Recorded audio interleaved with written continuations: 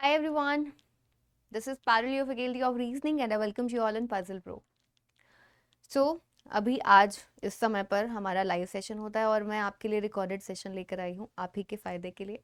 तो चलो मैं पहले बता देती हूँ कि हाँ, आज के सेशन में हम लोग करने क्या वाले हैं। Critical reasoning IBPS PO mains 2021 के क्वेश्चन, सारे के सारे क्वेश्चंस जितने भी 2021 में आईबीपीएस पीओ मेंस में पूछे गए थे, इसके आधे क्वेश्चंस कल वाले सेशन में हो चुके हैं, जो कल शाम को 5 बजे हुआ था। तो जो भी बच्चा जिसने वो क्वेश्चंस नहीं देखे हैं जरूर देखेगा, क्योंकि बहुत इंपॉर्टेंट है, बहुत बढ़िया है। सारे डिफरेंट वाले क्वेश्चंस है। मतलब मॉक्स में आप सभी बच्चे बोलते हो कि मैम क्रिटिकल रीजनिंग के क्वेश्चंस नहीं होते हैं, ऑप्शन सारे सेम सेम लगते हैं। तो वही वाले क्वेश्चंस की प्रैक्टिस मैंने कल भी कराई थी और आज भी लेकर आई हूँ आप सभी बच्चों के लिए। ठीक है, तो सेशन स्टार्ट करने से पहले आप सभी बच्चे बोल रहे थे कि मैम प्रॉब्लम रहता है कि एजम्पशन क्या होता है और इन्फ्रेंस क्या होता है, मॉक्स में देखते हैं तो अलग लगता है, लेकिन मैं सब जगह पर सेम सेम ही अप्लाई करता हूँ। तो एक छोटा सा बता देती हूँ आपको।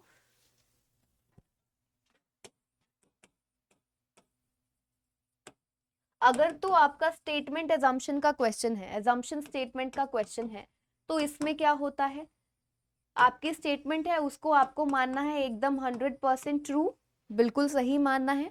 ठीक है, तो वो पूछता है स्टेटमेंट के बेसिस पर कुछ एजम्पशंस देता है, तो आपको एक्चुअली क्या बताना होता है कि एग्जामिनर ने जो आपको स्टेटमेंट दिया है ना कुछ सोच कर, कुछ एज्यूम करके दिया होगा। तो अब आपको वो चीज निकालनी है कि एग्जामिनर ने क्या एज्यूम करके आपको नीचे ऐसे कुछ पॉइंट्स दिए होंगे, तो आपको एग्जामिनर ने क्या एज्यूम करके ये वाला स्टेटमेंट दिया, और आपको अपनी सोच को सीमित रखना है, स्टेटमेंट के दायरे में ही रखना है, आलतू फालतू का नहीं सोचना होता है। तो एजम्पशन इज समथिंग कि जो पहले सोची जा चुकी है, जो पहले ही मतलब जिसका पहले ही देखा जा चुका है, पहले ही सोचा जा चुका है कि ये सोचकर आपको ये स्टेटमेंट दी गई।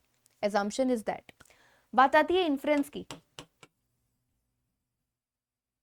इन्फ्रेंस इज समथिंग जो कि हमको पैसेज दिया गया है, स्टेटमेंट दिया गया है, जो कुछ भी दिया गया है, उसमें से आप थोड़ा अपना जो भी आपको रीजनिंग दिया गया है, स्टेटमेंट दिया गया है, थोड़ा बहुत आप अपना सोचते हो, दिमाग लगाते हो, और फिर एक्चुअली कि आप क्या कंक्लूड कर सकते हो। इन्फ्रेंस का मतलब भी वही होता है।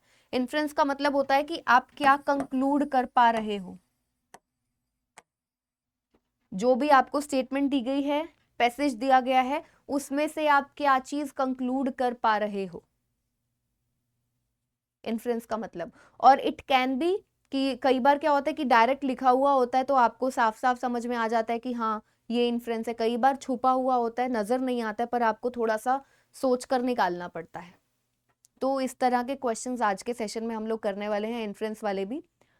तो आ जाओ स्टार्ट करते हैं। पहले आपको कुछ आसान क्वेश्चंस, क्योंकि अगर पहले ही मुश्किल दूंगी तो भैया तुम क्लास नहीं अटेंड करोगे, है ना। वैसे मुश्किल तो मतलब अच्छे क्वेश्चंस, मुश्किल तो क्या ही बोले, अच्छे क्वेश्चंस तो सारे ही हैं जी। आपके एसबीआई के क्वेश्चंस हैं जो मैं अभी करा रही हूँ आपको, आईबीपीएस पीओ के बाद में कराऊंगी। अ, अ, अ,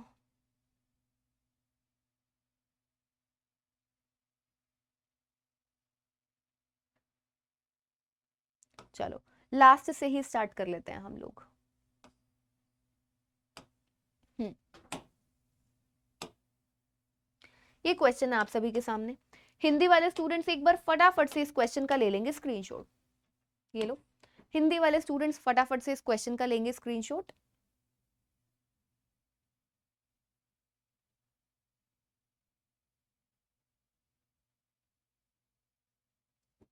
चलिए,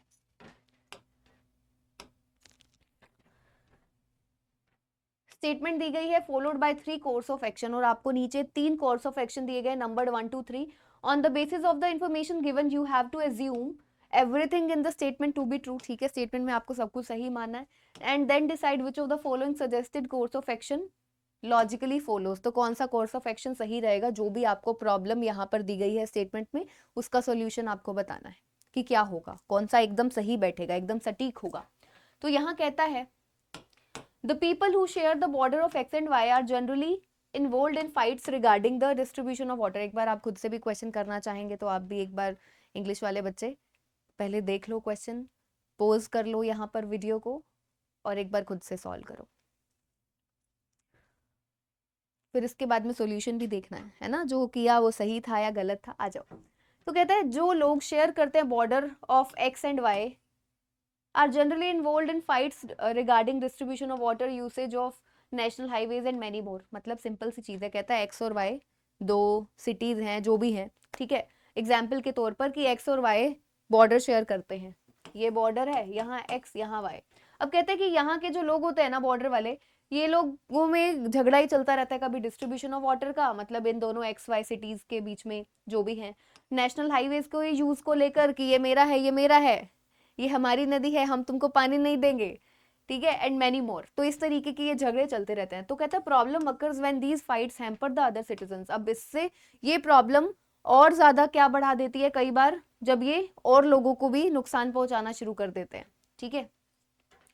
तो इस कॉन्फ्लिक्ट की वजह से many a time they block the highways. तो क्या होता है, ये लोग ना हाईवेज को ब्लॉक कर देते हैं और नेशनल प्रॉपर्टीज को भी डिस्ट्रॉय करते हैं। तो अब इसका आपको सोल्यूशन बताना है, ये जो बॉर्डर एरियाज पे प्रॉब्लम्स होती है ना, तो इसका सोल्यूशन कोर्स ऑफ एक्शन। कहते हैं local police station should immediately deploy policeman round the clock in the border of X and Y. बिल्कुल सही है, इनफैक्ट ऐसा होता भी है। हम लोग एक जाते हैं ना, एक एरिया से दूसरे एरिया में जाते हैं, तो जो बॉर्डर होता है वहां पर हमेशा स्टेट से दूसरी स्टेट में एंटर करते हैं, तो वहां पर हमेशा मिलता है ना, ऐसा बना होता है पुलिस वाला प्रॉपर। यही कह रहा है कि लोकल पुलिस स्टेशन को अपने पुलिसमैन, अपने आदमी लगा देने चाहिए बॉर्डर्स पे। बिल्कुल सही। Police need to identify the people involve in such fighting. अब पुलिस को आइडेंटिफाई भी करना चाहिए उन लोगों को जो लोग इन फाइटिंग में इन्वॉल्व हैं, इन एक्टिविटीज में इन्वॉल्व हैं, and put them behind bars. क्या ये कोर्स ऑफ एक्शन सही है? क्या ऐसा करना चाहिए? अब एक बात देखो, पुलिस वाले उस जगह पर मौजूद हैं, अब जो लोग दंगा करने की कोशिश कर रहे हैं, अगर उनको सजा मिलेगी तो ये एक अच्छा स्टेप होगा, बिल्कुल होगा। क्यों? इससे बाकी लोगों को होगा ना कि हाँ भाई वो लोग जेल चले गए थे, वो लोग क्योंकि उत्पात मचाने की कोशिश कर रहे थे, लड़ाइयां करने की कोशिश कर रहे थे, तो उनके साथ ऐसा हुआ था, हमारे साथ भी होगा, तो हम थोड़ा दूर रहते हैं। तो बिल्कुल सही है दूसरा भी, ठीक है। और all the transport facilities should be stopped between the two states. अब ये कहाँ का सॉल्यूशन हुआ? हाँ, सारी की सारी ट्रांसपोर्ट फैसिलिटीज को क्या करो, बंद कर दो, कुछ हो ही ना। गलत, बिल्कुल गलत। तो पहला और दूसरा सही है, यहाँ पर मुझे फर्स्ट और सेकंड नजर नहीं आ रहा, ऑल एक्सेप्ट 3 नजर आ रहा है। तो बढ़िया, उसने ऑप्शंस में भी बढ़िया हेर फेर करके दिया है, ऑल एक्सेप्ट थर्ड 3। तो थर्ड को छोड़कर पहले और दूसरे दोनों सही हैं। आई होप कि आप सभी बच्चों को ये वाला क्वेश्चन समझ में आ गया होगा, ठीक है। चलो अब चलते हैं नेक्स्ट क्वेश्चन पर। हिंदी वाले बच्चे फटाफट से स्क्रीनशॉट लेंगे, ये थोड़े आसान वाले क्वेश्चन है, अभी मुश्किल वाले आएंगे IBPS PO मेंस वाले।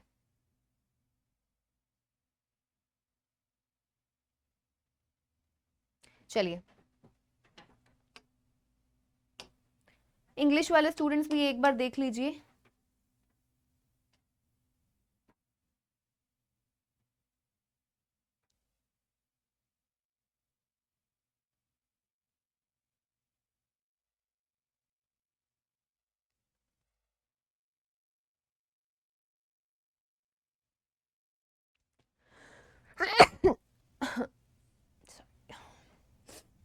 देखिए क्या कहता है, कहता है until the 19th century, 19th century तक क्या कहता है, find out the inference stated through the passage. इस पैसेज से आप क्या इन्फ्रेंस मतलब कि क्या कंक्लूड कर सकते हो वो बताना है आपको।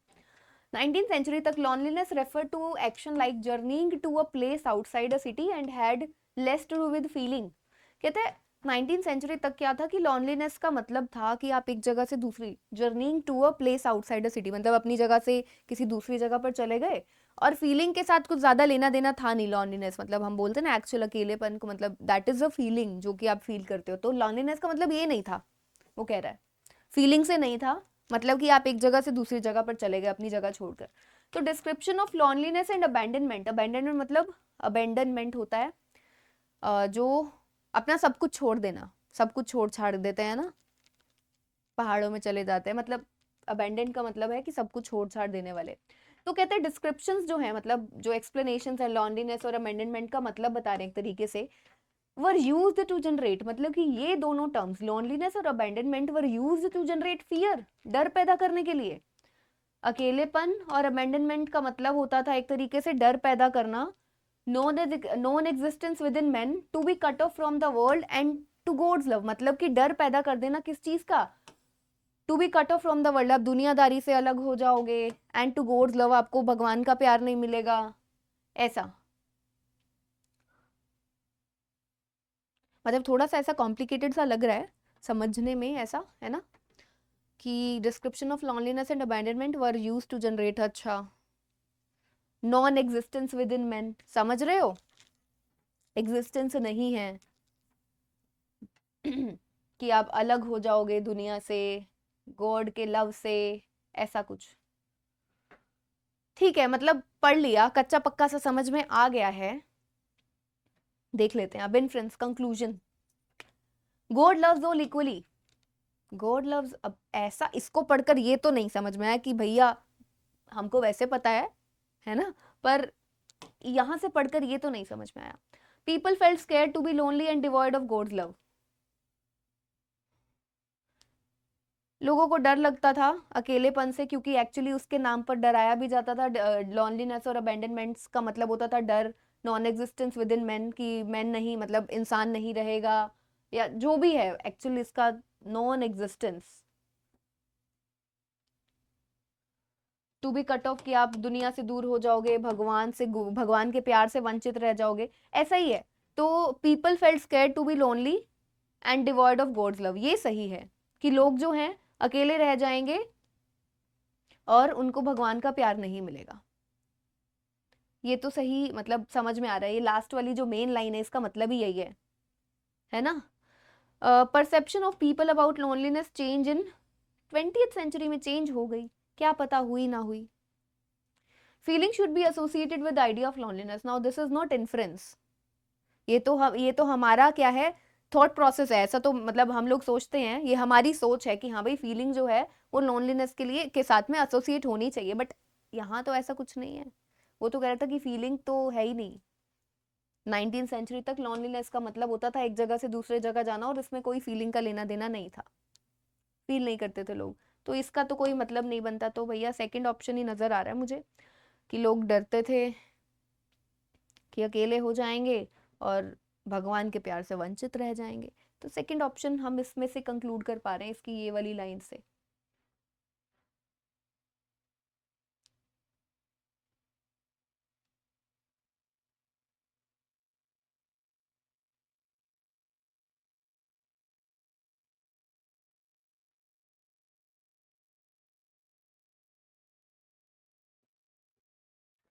चलिए,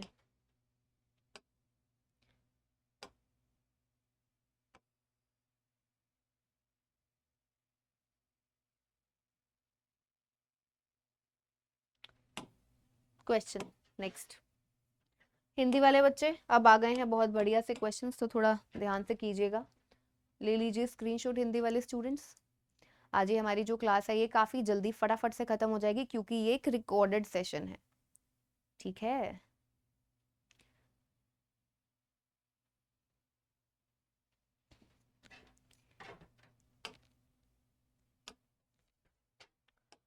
इंग्लिश वाले बच्चे भी पढ़ लो फटाफट से।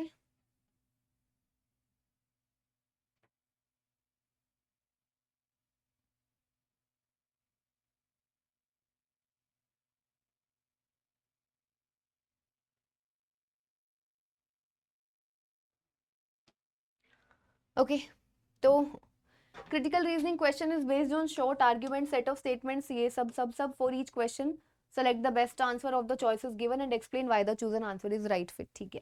Statement, employers hire recruitment agencies to find suitable candidates for a particular job profile. अब एम्प्लॉयर्स जो हैं वो क्या करते हैं, वो रिक्रूटमेंट एजेंसीज को हायर करते हैं to find suitable candidates for a job profile, मतलब कि एम्प्लॉयर्स जो हैं एक जॉब प्रोफाइल दे देते हैं किनको, रिक्रूटमेंट एजेंसीज को, और फिर उनको कहते हैं कि तुम हमको ऐसा कैंडिडेट्स लाके दो जो इसको सूट करते हैं, जॉब प्रोफाइल ये होनी चाहिए, ऐसा वैसा करके। तो एम्प्लॉयर्स रिक्रूटमेंट एजेंसीज हायर करते हैं टू फाइंड सूटेबल, और रिक्रूटमेंट एजेंसीज का काम है कैंडिडेट्स को लेकर आना।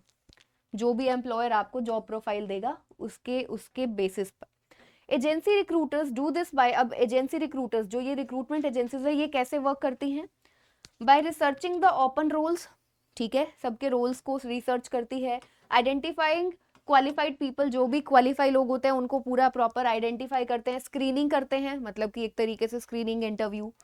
Providing support to the employer, तो मतलब कि एम्प्लॉयर को, ये जो आपकी रिक्रूटिंग एजेंसीज हैं ये एम्प्लॉयर को हेल्प करती हैं during the selection of the new hire. मतलब हायरिंग कौन करता है?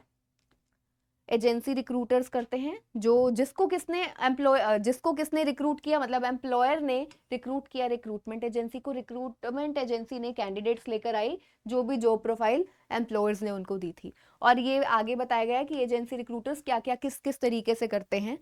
वो उनको उनके रोल्स देखते हैं, क्वालिफाइड पीपल जो होते हैं उनको आइडेंटिफाई करते हैं, मतलब कि जो भी गिवन क्वालिटीज हैं उन क्वालिटीज को कौन कौन बंदा, मतलब कि है ना कि कौन कौन पर्सन उन क्वालिटीज पर खरा उतरता है, इस तरीके से। इस खैर इतना घुसने का जरूरत नहीं है, समझ में आना चाहिए, वो तुमको शायद समझ में आ गया होगा यहाँ पर। और ठीक है, फिर इस तरीके से जो रिक्रूटमेंट एजेंसीज है वो एम्प्लॉयर की हेल्प करते हैं न्यू हायरिंग्स में। तो recruitment agencies are commonly confuse with employment agencies. कहते हैं रिक्रूटमेंट एजेंसीज को एम्प्लॉयमेंट एजेंसीज के साथ में जनरली कंफ्यूज किया जाता है। हमको लगता है कि ये सेम चीज है बट होती नहीं है, समझ रहे हो? Recruitment agencies are confuse with, हम ऐसी लाइन तो उसी के लिए यूज करते हैं कि अगर दो चीजों के बीच में एक्चुअल वो ये कह रहा है कि ये एक ए है ये बी है, तो कहता है ए को बी के साथ में हमेशा कंफ्यूज किया जाता है। मतलब लगता है कि दोनों सेम है बट एक्चुअली सेम नहीं होते, दोनों के रोल्स अलग अलग हैं। ओके, कहता है विच of the following statement weaken the difference between recruitment agencies and employment agencies. तो रिक्रूटमेंट एजेंसी और एम्प्लॉयमेंट एजेंसी के डिफरेंस को वीकन, अब देखो अगर तुमको ऐसा पढ़कर वीकन करने वाला जो स्टेटमेंट है इसमें से वो नहीं समझ में आता, तो तुम सिंपल चेक करो कि इसको और स्ट्रॉन्ग करने वाला कौन सा है। तो जो स्ट्रॉन्ग करने वाला होगा वो तुम्हारा आंसर नहीं होगा, वीक करने वाला आंसर होगा।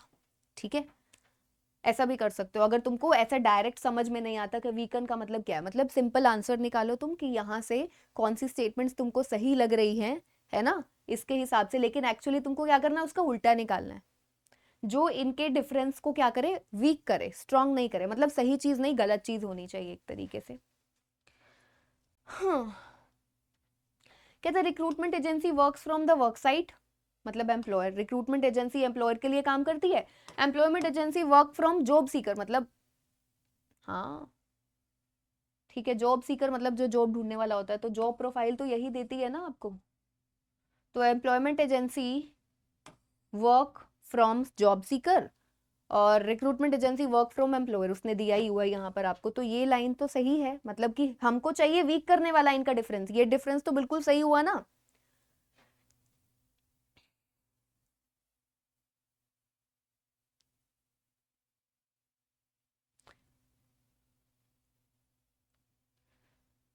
अब कोई बच्चा अगर यहाँ पर सोचे कि जॉब, देखो जॉब सीकर को मतलब जॉब देना काम तो इसी का है, ठीक है, लेकिन उसको रिक्रूट, उसको लेकर कौन आता है, रिक्रूटमेंट एजेंसी लेकर आती है। तो रिक्रूटमेंट एजेंसी काम तो किसके लिए कर रही है, एम्प्लॉयर के लिए कर रही है ना। और जो एम्प्लॉयमेंट एजेंसी है जिसने रिक्रूटमेंट एजेंसी को, मतलब एम्प्लॉयर ही तो है जो रिक्रूटमेंट एजेंसी को क्या करता है, हायर करता है। तो एम्प्लॉयमेंट एजेंसी यहाँ पर बोला ना पर्टिकुलर जॉब प्रोफाइल देती है, तो job seeker work from the job seeker, ये ठीक है, ये ठीक है। मतलब मैं इसलिए बोल रही हूँ कि हो सकता है कि कुछ बच्चों को लगे जॉब सीकर को अपॉइंट करना इसका काम नहीं है, चाहिए तो है इसे चाहिए, लेकिन वो चाहिए इसके थ्रू। पर जॉब्स तो ये खुद एम्प्लॉयमेंट एजेंसी ही अपनी जॉब्स निकालती है, इसका मतलब यही हुआ जॉब प्रोफाइल अलग अलग, जॉब्स तो यही निकालती है ना। थोड़ा सा इसको ऐसा तुम समझ सकते हो। तो ये फिर भी कंफ्यूजन है, कोई बात नहीं, रुक जाते हैं। पहला मुझे तो सही लग रहा है, ठीक है, मुझे सही लग रहा है।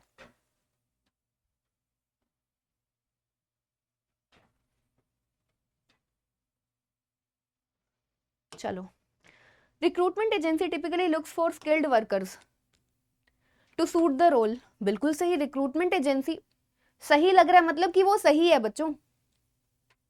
हमको क्या चाहिए, वीकन करने वाला, ये तो सही है, मतलब गलत वाली चीज निकालनी है तुमको। Recruitment agency typically looks for skilled workers, बिल्कुल सही। रिक्रूटमेंट एजेंसी ही तो स्किल्ड वर्कर्स ढूंढती है टू सूट द रोल, जो रोल एम्प्लॉयर ने बताया कि मुझे इस रोल वाला एक पर्सन चाहिए, तो लाकर तो रिक्रूटमेंट एजेंसी देगी ना। Whereas employment agency will search for a job suitable for the candidate, ठीक है, बिल्कुल सही। एम्प्लॉयमेंट एजेंसी जो है वो जॉब्स निकालती है और उन जॉब्स के लिए जो पर्सन्स लेकर आने होते हैं वो रिक्रूटमेंट एजेंसी हायर करती है। ठीक है, मुझे तो ये भी सही लग रहा है। हाँ, कहते हैं both recruitment and employment agencies connect job seekers and employers.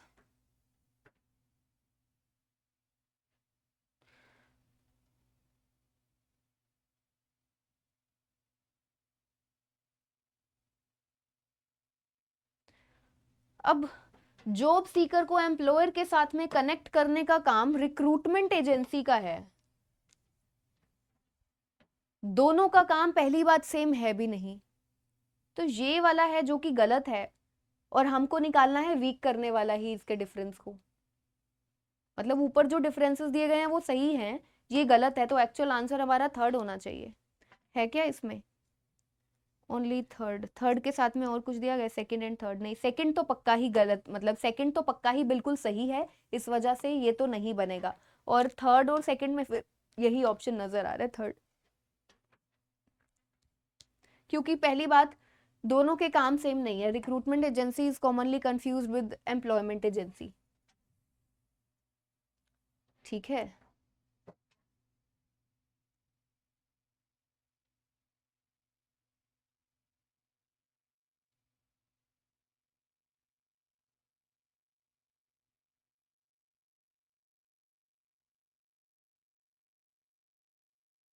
चलो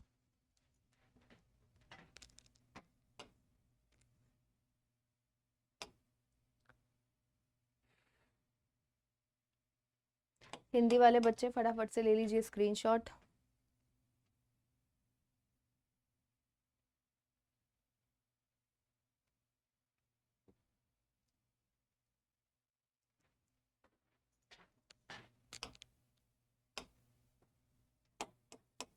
पढ़ लीजिए इंग्लिश वाले स्टूडेंट्स भी, फिर आंसर दीजिए।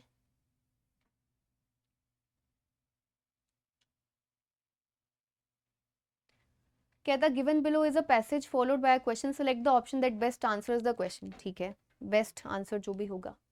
Country B has reported cases of deaths and ailing patients due to an unrecognized disease. कहते हैं कंट्री बी में अब बहुत सारे केसेस आ रहे हैं डेथ्स के और एलिंग पेशेंट्स ड्यू टू कोई अनरिकॉग्नाइज्ड डिसीज है, पता नहीं क्या है। तो कहते हैं country B has been engaged in biological warfare. Country B का कंट्री ए के साथ में बायोलॉजिकल वारफेयर चल रहा है फॉर 7 ईयर्स, 7 साल से। तो कहते हैं country A had recently developed dangerous virus. तो कंट्री ए ने क्या किया है, एक डेंजरस वायरस बनाया है, डेवलप किया है, नाम है उसका virus X. Causing symptoms of several flu for a week, मतलब कि आपको फ्लू रहता है लगभग एक वीक के लिए बॉडी के अंदर, eventually leading to the death of the host, इससे डेथ हो जाती है। कहते हैं वायरस ओनली टेक्स इफेक्ट कब करता है? After 5 days of dormancy. ठीक है, virus was deported to country B 2 days ago by one of their special operations. कहते हैं कि ये कंट्री ए से बी तक भेजा गया वायरस स्पेशल ऑपरेशन के द्वारा कोई। कहते हैं which of the following statement weakens the doubt, weakens the doubt of virus X being the cause of death in country B. कहता है कि आपको इसमें से वो स्टेटमेंट निकालना है जो वीक करे, जो वीक करे ये वाला जो डाउट है कि virus X is the reason behind the cause of death in B. वो कहता है कि ये चीज स्ट्रॉन्ग ना हो इससे। अब हमको तो ऊपर पढ़कर पता है कि क्या है, वायरस एक्स इज मतलब डाउट है या जो भी है, वो कह रहा है कि हमको अब ऊपर से पढ़कर लग रहा है कि ए ने ऐसा किया है, ए ने बी में भेजा है 2 दिन पहले, कि वायरस एक्स जो है वो रिस्पॉन्सिबल है कंट्री बी में डेथ्स की वजह से। वो कहता है कि इस डाउट को तुम्हें वीक करना, मतलब कि ऑपोजिट बताना है। ऐसा नहीं करना कि virus X is the reason behind, अब आपको करना है कि virus X is not the reason behind the cause of death in B. मतलब virus X is not the cause, actually virus X नहीं है रीजन कंट्री बी में deaths का। अब आपको ऐसी स्टेटमेंट्स ढूंढनी है जिससे ये पता चले कि वायरस एक्स की वजह से डेथ नहीं हो रही, बाकी किसी चीज की वजह से मर्जी हो रही हो या कुछ भी। ठीक है, वायरस है तो सही, वायरस तो है। अब इसको आपको यूं सोच कर चलना है कि कंट्री बी जो है वायरस तो है, लेकिन अब आपको उसका वीक स्टेटमेंट ढूंढना है कि वायरस है लेकिन डेथ वायरस की वजह से नहीं हो रही, क्योंकि वायरस तो है, ये तो उसने आपको बोला ही है कि 2 दिन पहले भेजा है या जो भी है। ठीक है, है, it is a bit complicated, but questions तो करने ही हैं, समझना तो है ही। अगर ज़्यादा मुश्किल लगता है तो इसको हिंदी में पढ़ लिया करो, काफ़ी आसान, काफ़ी हेल्प मिल जाती है बच्चों, ठीक है। कहता है पहला, country B has poor medical facilities. अब कंट्री बी में जो मेडिकल फैसिलिटीज़ हैं वो चाहे पुअर हैं चाहे अच्छी हैं, इससे हम ये तो नहीं कह सकते कि virus is not the reason. हमको कुछ ठोस चाहिए, कुछ बहुत, 5 ऑप्शन है इनमें से एक निकालना है, कुछ बहुत स्ट्रॉन्ग स्टेटमेंट चाहिए जिसमें से ये पता चले कि virus is not the reason, virus is not the reason, आपको ऐसा स्टेटमेंट चाहिए। तो यहां से कि कंट्री बी में मेडिकल फैसिलिटीज पुअर हैं, अच्छी नहीं है, तो इससे हम ये तो नहीं कह सकते कि वायरस की वजह से नहीं हो रही है डेथ्स, कोई मतलब नहीं बनता। कहते special operations assign to the job deported the virus 4 days before the schedule time. वो कहते हैं कि जब भेजना था उससे 4 दिन पहले भेज दिया जो वायरस है, और ये तो वायरस करता भी 4-5, उसने बोला ना, effect after 5 days of dormancy, और 1 हफ्ते तक फ्लू रहता है, तो 4 दिन पहले भेज दिया, तो इससे तो पता चलेगा, ये तो स्ट्रॉन्ग मतलब कि, और इस चीज को क्या कर रहा है, स्ट्रॉन्ग कर रहा है कि वायरस की वजह से ही हुआ है, 4 दिन पहले भेज दिया। ये कुछ समझ नहीं आया, ये तो पक्का गलत है, ये कुछ समझ नहीं आया। कहते one of the experimental facilities exploded in country B.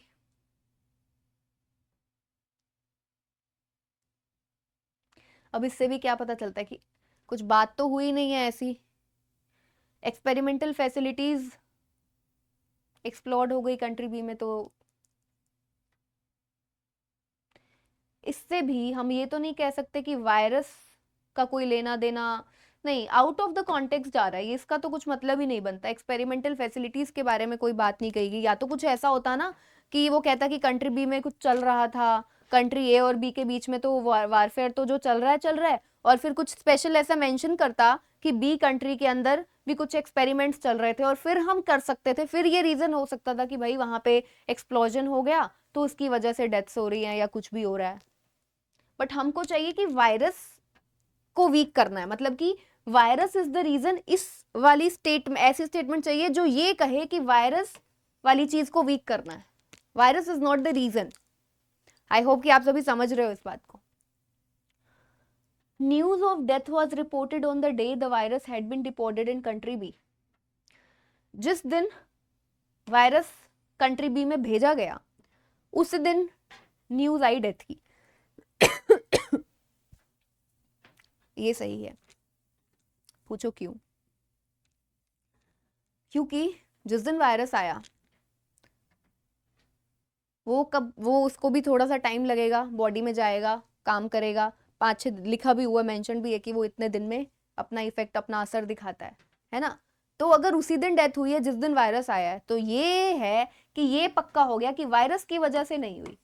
Fourth सही है, जो हम सेकंड के लिए कंफ्यूज थे, नहीं उसका भी कुछ मतलब नहीं बनता है, फोर्थ सही है। फोर्थ इस चीज को पक्का पक्का नकार रहा है कि वायरस की वजह से नहीं हुआ है, क्योंकि जिस दिन वायरस आया उसी दिन तुम कह रहे हो कि डेथ्स हुई हैं इतनी इतनी, तो वो तो वायरस की वजह से नहीं हुई, क्योंकि वायरस को तो टाइम चाहिए, है ना, बॉडी में जाएगा, अपना असर दिखाएगा, उसके लिए 4-5 दिन लेगा, फिर जाके होंगी डेथ्स। तो फोर्थ ऑप्शन सही है इसका, क्योंकि हमको वीकन करने वाला निकालना था।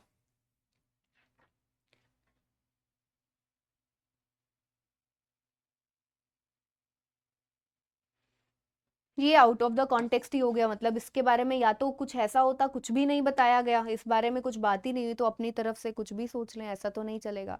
हमारी सोच सीमित होनी चाहिए, जो हमको पैसेज गिवन है, स्टेटमेंट गिवन है। चलो हिंदी वाले बच्चे ले लो भाई screenshot.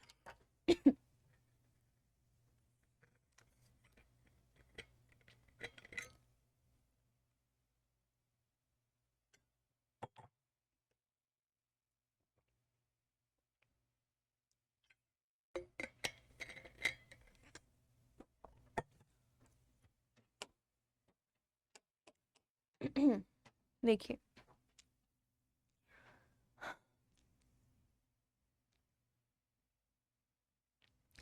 Statement is given followed by 2 inferences one and two, दो इन्फ्रेंसेस दिए गए हैं।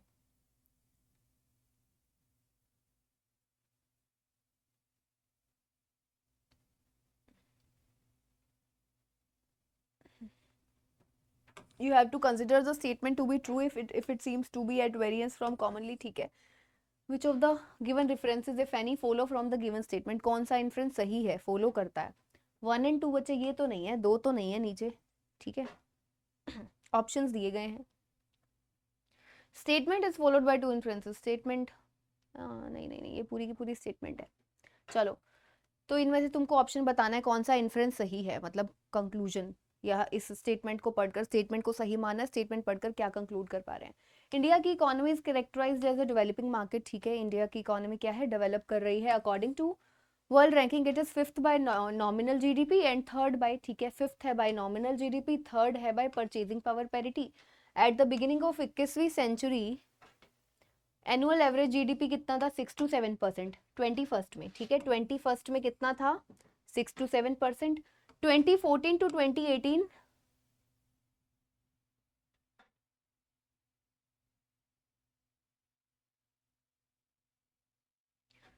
GDP growth moderated to 4.8%। अब जीडीपी की जो ग्रोथ है ना वो 4.8% हो गई 2019 से 20 में। कैसे, amidst weak environment for global manufacturing, नहीं हो पा रही थी, ट्रेड एंड मतलब सब चीजें बहुत कम हो गई थी, ट्रेड डिमांड सब चीजें कम हो गई थी। तो इंडिया की GDP is expected to be in the range of 6 to 6.5%, कहता है पहले 6 से 7%, ठीक है। 2014 से 18 तक, फिर उसके बाद में कहता है कि वो मॉडरेट हो गई, कम हो गई ना, 4.8% हो गई 2019 से 20 में। रीजन भी बता रहा है कि ट्रेड नहीं चल पा रहा था और ये सब चीजें चल रही थी, ठीक है। और फिर कहता है कि it is expected to be in range of 6 to 6.5% in 2020-21 में, ये 4.8 से बढ़ जाएगी ऐसा एक्सपेक्ट किया जा रहा है। तो कहता है विच of the given influences follows from the given statement. कहता है इंडिया इज इन, मतलब कि अब तुम क्या कंक्लूड कर सकते हो, India is in fifth rank by purchasing parity. पहली बात, परचेजिंग पैरिटी से थर्ड है। Annual average GDP of India was 8.1% in 19, कोई मतलब नहीं बनता कुछ भी। इंडिया की GDP is expected to grow in 2020-21। देखो जरा 2020 और 21 के लिए उसने कहा था, देखो मैंने बोला था कुछ चीजें छुपी हुई होती है। उसने कहा था इंडिया की GDP growth is expected to be in the range of 6 से 6.5%, और ये ज्यादा है जो लास्ट चल रहा था 2019-20 4.8% से। तो ये वाली चीज हम कंक्लूड कर सकते हैं, छुपी हुई चीज थी ये, मतलब क्योंकि मेंशन नहीं था, नहीं छुपी हुई भी नहीं, क्लियरली नजर आ ही रही है। तो इंडिया की GDP is expected to grow, वो बोल ही रहा is expected to be in range of 6 to 6.5%, बिल्कुल सही है। टू ग्रो, यहाँ पर उसने नंबर नहीं मेंशन किया कि वो ग्रो करेगी 2020-21 में, ये सही लग रहा है। और India GDP is down due to global pandemic. यहाँ पर देखो ऊपर कुछ ग्लोबल पेंडेमिक की बात हुई तो नहीं है, और अभी डाउन क्यों है, ऐसा तो कुछ नहीं है। तो थर्ड सही है बच्चों, third. Fifth no influence is true, बिल्कुल नहीं, थर्ड सही है। फोर्थ का नहीं, ऊपर कुछ ऐसा रीजन नहीं दिया है ग्लोबल पेंडेमिक और ऐसा कुछ भी, और वो भी एक्सपेक्ट नहीं, बिल्कुल बोल रहा है कि 2020 से 21 में तो यही होगा, नहीं, ठीक है। थर्ड, इसका सी ऑप्शन सही है बच्चों, ठीक है। चलो अगला क्वेश्चन फटाफट से देखिए।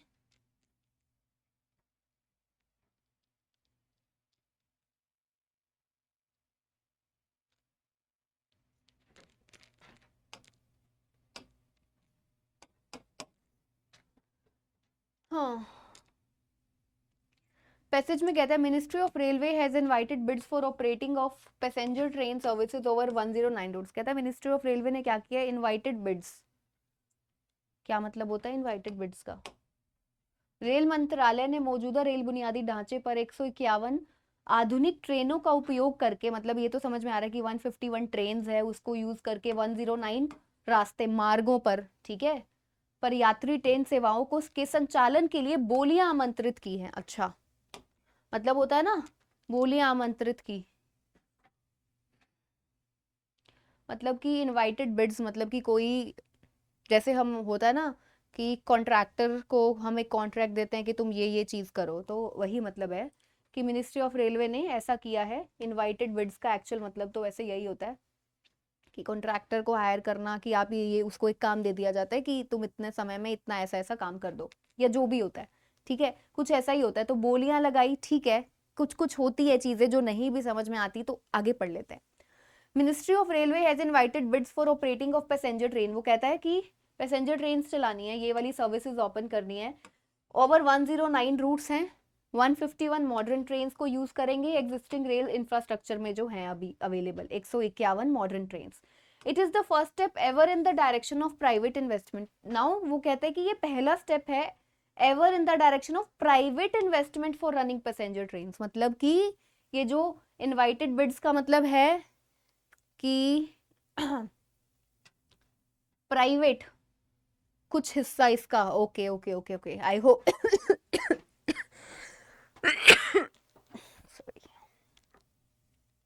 अब यहां पर आप रिलेट कर पा रहे हो कि कहता है कि ये पहला स्टेप है प्राइवेट इन्वेस्टमेंट का, ठीक है, पहला स्टेप है ever in the direction of private investment for running passenger train over the Indian railway network.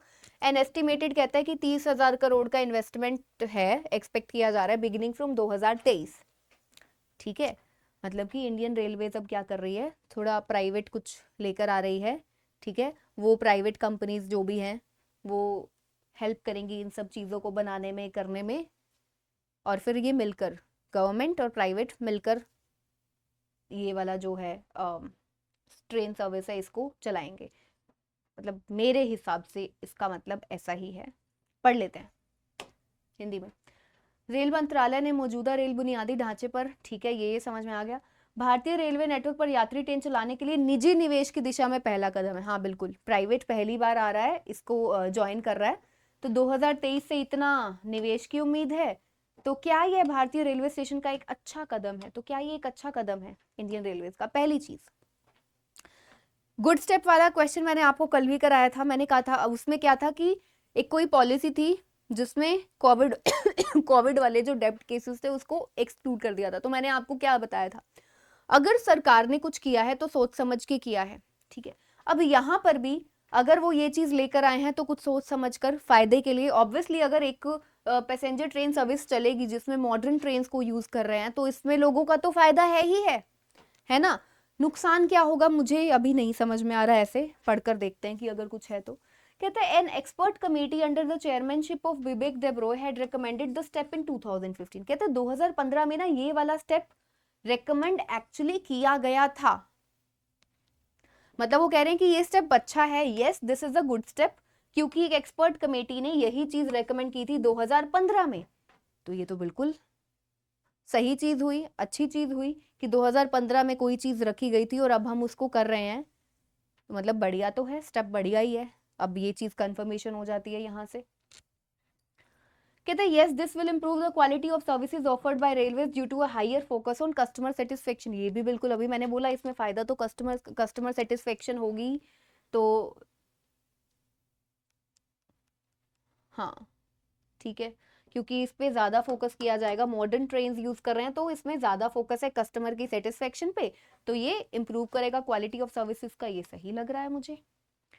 कहते हैं नो, नहीं ये अच्छा स्टेप नहीं है। लॉसेस ऑफ प्राइवेट प्लेयर्स, अब जो प्राइवेट प्लेयर्स आ गए हैं बीच में, है ना, तो कहता है कि उनके जो लॉसेस होंगे will have to be cross subsidised from freight carriage profits of Indian railways. ये क्या मतलब हुआ? जो प्राइवेट प्लेयर्स के जो नुकसान होंगे, लॉसेस होंगे, उनको अगर लॉस होगा तो वो cross subsidised from freight carriage profits of Indian railway के प्रॉफिट में से जाएगा। क्या मतलब बना? क्या मतलब बना? लॉसेस ऑफ प्राइवेट प्लेयर्स उनको इससे किया जाएगा? नहीं, ऐसा तो कुछ भी नहीं है।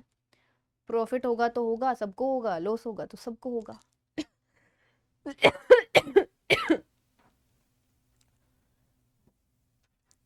तो अगर उन्होंने ये चीज बनाई है और यहाँ पर ये चीज मेंशन है कि 2015 में ये चीज पहले 2015 में ये चीज पहले ऑलरेडी रेकमेंड की गई है, तो हम इसको गलत बोल तो नहीं सकते, नहीं बोल सकते, इसका कोई मतलब नहीं बनता लॉसेस ऑफ प्राइवेट की, वो फिर क्रॉस सब्सिडाइज होगा और इंडियन रेलवे के प्रॉफिट्स खा जाएंगे क्या ये लोग? नहीं, ऐसा नहीं है। पहला और दूसरा, ठीक है। चलो, क्वेश्चंस होते हैं हमारे यहाँ पर खत्म। हो सकता है कि एक बार में क्वेश्चन सभी के सभी आपको ना समझ में आए, तो आपको उसके लिए क्या करना है, फिर से इस वीडियो को देखना, खुद से इन क्वेश्चंस को ट्राई करना, थोड़ा सा और दिमाग लगाना।